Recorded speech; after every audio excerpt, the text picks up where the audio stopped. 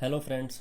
पिछले वीडियो में हमने बात की थी कुंडली के 1 से लेकर 5 तक के घरों के सिग्निफिकेटर्स के बारे में। आज हम बात करेंगे कुंडली के छठे घर के सिग्निफिकेटर्स के बारे में।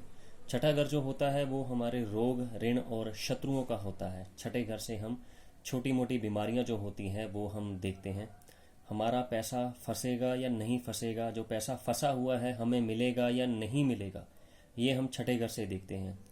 जो छोटी मोटी परेशानियां होती हैं वो भी हम छठे घर से देखते हैं। छठा घर जो होता है वो हमारे नानके का होता है, हमारे मामा का भाव जो होता है वो छठा भाव होता है।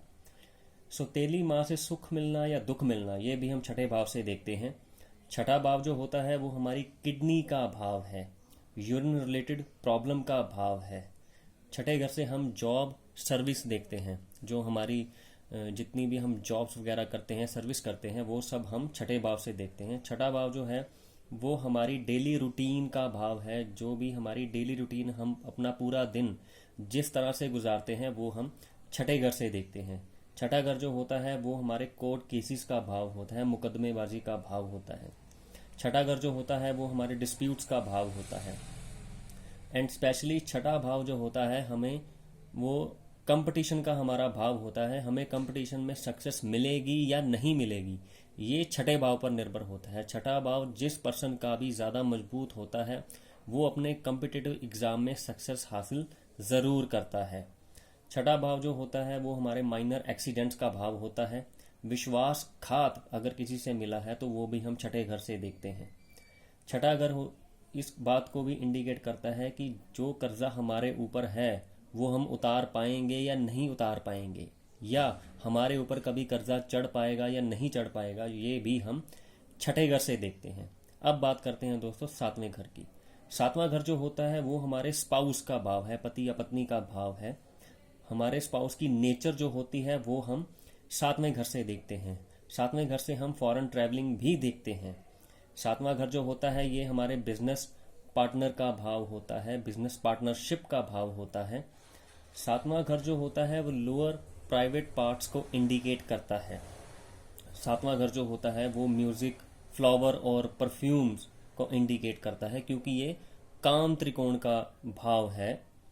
और सातवां भाव जो होता है वो मारक भाव भी कहा जाता है। कुंडली के 2 मारक भाव होते हैं, एक दूसरा भाव और एक सातवां भाव, जो कि मृत्यु तुल्य कष्ट के बारे में भी हमें बताता है। सातवां भाव जो है वो दूसरी दुनिया, आउटर वर्ल्ड, यानी बाहरी लोग जो होते हैं वो हम सातवें घर से देखते हैं। सातवां घर होता है ओपोजिशन का।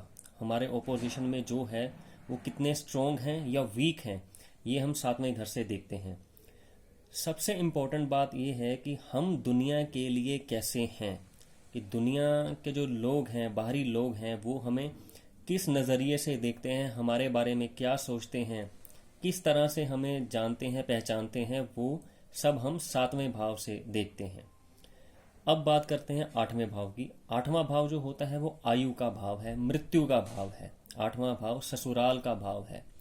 जितने भी हमारी हिडन डिजीजेस हैं वो हम आठवें घर से देखते हैं। हिडन प्रॉब्लम आठवें घर से देखते हैं। हमारे जो छुपे हुए शत्रु हैं, जो हमारी पीठ पीछे रहते हैं, सामने नहीं आते, वो हम आठवें घर से देखते हैं। आठवां घर जो है वो जासूसी का, स्पाइंग का भाव है। अनअर्न्ड मनी या किसी की मृत्यु के बाद पैसा मिलना, वो हम आठवें घर से देखते हैं, जैसे कि LIC का पैसा मिलना।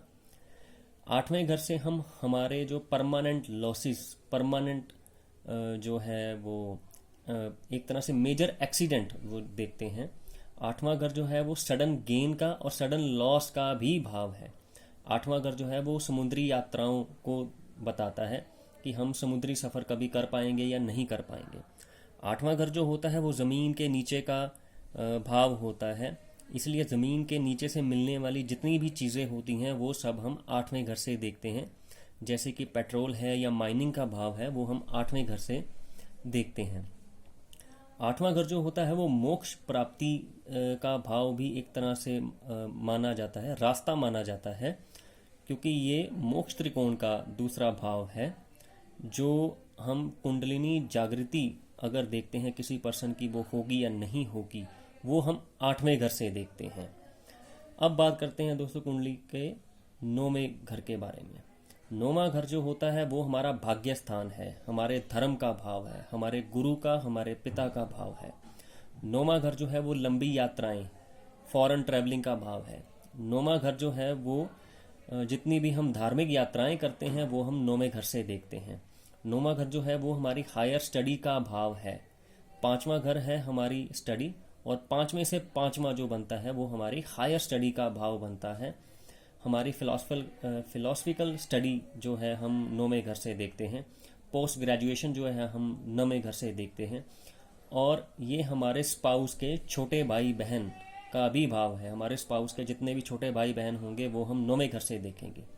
सो दोस्तों, आज हमने बात की छठे घर से लेकर नौवें घर के सिग्निफिकेटर्स के बारे में।